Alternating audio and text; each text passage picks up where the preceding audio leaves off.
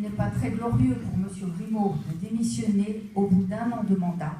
C'est un manque de respect et d'honnêteté envers vos électeurs et électrices.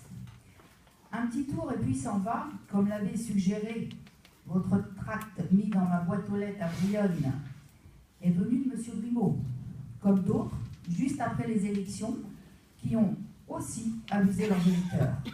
Certes, beaucoup de personnes, micro-trottoirs à l'appui, ont très bien compris la stratégie de votre liste. Cette liste, menée par M. Grimaud, pour laisser ensuite la place à M. Goriot, relève de la magouille politique. De plus, longévité de mandat ne signifie pas qualité. M. Le Lébrier en atteste et les qualifie de très bien pour le premier, de très difficile pour le deuxième et d'exécrable pour le troisième. Population en baisse, chômage très élevé, dette importante, ville non attractive, aménagement démesuré par rapport à nos ressources financières et j'en passe. Alors oui, ce qui était vraiment sincère, c'est notre liste, agir autrement pour Brionne. Et puis, quel manque de courage, M. Goriot, de votre part, de ne pas avoir affronté le scrutin en direct des Brionnais et des Brionnaises. Rentrer par la petite porte n'est pas très valorisant. Par ailleurs, nous nous interrogeons sur votre disponibilité, vu le nombre de mandats à votre actif, vice-président de l'Intercom du pays brionnais, vice-président du SDOMOD, syndicat de destruction des ordures ménagères de l'Ouest du département de l'Eure, vice-président du pays Rille-Charentonne, poste d'ailleurs supplémentaire créé à votre demande, sans parler de votre profession. Alors, M. Goriot, qu'allez-vous apporter de neuf pour Brionne, vu que vous êtes dans la majorité municipale depuis 20 ans et que vous souhaitez marcher dans les pas de M. Grimaud? Allez-vous continuer à avoir deux discours, un pour Brionne et un pour l'Intercom? Preuve à l'appui, la hausse du prix de l'eau. Quand on fait une telle campagne de dénigrement envers l'Intercom et qu'ensuite vous votez l'abstention lors de cette augmentation, on a le droit de s'interroger. Notre liste, elle, est pour un véritable partenariat avec l'Intercom et non pas à 5% du budget de la ville. Vous nous interpellez souvent sur notre politique budgétaire pour Brionne. Eh bien, ces choix sont ceux de notre campagne lors du municipal. En premier lieu, nous allons être appelés à voter le nombre d'adjoints et les indemnités.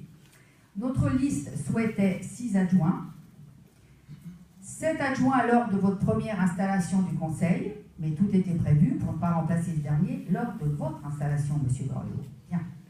Concernant les indemnités, vu les difficultés actuelles, il serait bienvenu de baisser votre indemnité de maire. Les élus se doivent de montrer l'exemple. C'est ce que je ferais si j'étais maire. Alors,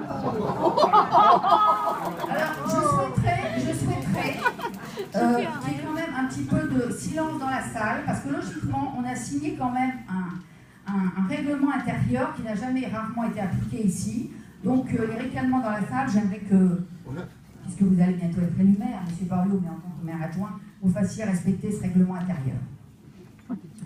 Bien. Donc, notre liste, elle, était pour un véritable partenariat avec l'Intercom. Donc, on a parlé des adjoints, on parle des indemnités. Alors, quels sont nos projets à nous? Notre liste Agir autrement pour Brionne. Redynamiser notre ville avec une gestion plus transparente, en réduisant les frais de fonctionnement plutôt que les investissements, ce qui n'est pas véritablement votre choix.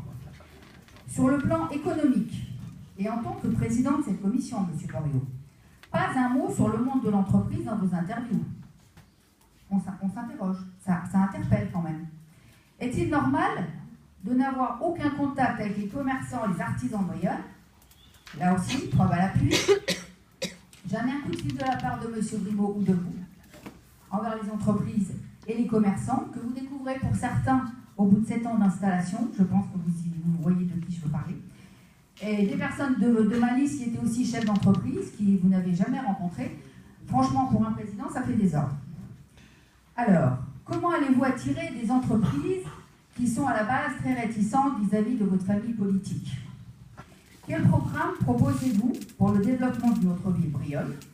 À part la voirie et une ville propre, effectivement, on peut mieux faire au niveau de la ville propre. Nous souhaitons accompagner et favoriser l'implantation d'entreprises en rendant notre ville plus attractive et accueillante.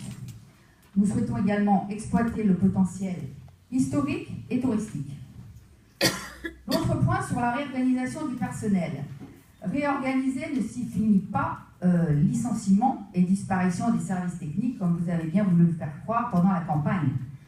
Le non-remplacement des départs à la retraite, par contre, permettrait de dégager des marges de manœuvre financières pour une meilleure équité entre les administratifs et les gens de terrain, en favorisant aussi la formation du personnel, et puis aussi plus d'équité pour les primes, car nous ne sommes pas convaincus qu'elles sont égales pour tous. Sur la préservation du pouvoir d'achat, nous travaillons sur notre projet de mutualisation de mutuelles de santé et d'achat groupé pour le fioul. Faire du social, ce n'est pas uniquement de l'assistanat apparenté au clientélisme, mais vraiment aider les gens. C'est ce que nous allons leur proposer. Nous mettons aussi en place une cellule d'aide aux personnes en difficulté pour les aider et les accompagner dans leurs différentes démarches. Et on terminera par les jeunes et les associations. Notre projet était la création d'une maison des jeunes et la mise en place de comités de quartier pour permettre un meilleur lien social. Votre façon de s'occuper des jeunes est tout autre, car vous leur avez supprimé les vacances à la neige. En conclusion, vu les baisses de dotation de l'État, votre majorité devra tôt ou tard augmenter les taux d'imposition, car vous n'avez pas la culture de l'économie et vous ne faites pas les bons choix au niveau de la gestion. Pourtant, les impôts et le pouvoir d'achat sont les priorités des habitants. Alors, vous l'avez bien compris, M. Borloo, nous ne partageons pas les mêmes valeurs que vous et M. Mélenchon. Et nous serons toujours une opposition présente et combattante. Et c'est pourquoi je présente ma candidature au poste de maire. Je vous remercie.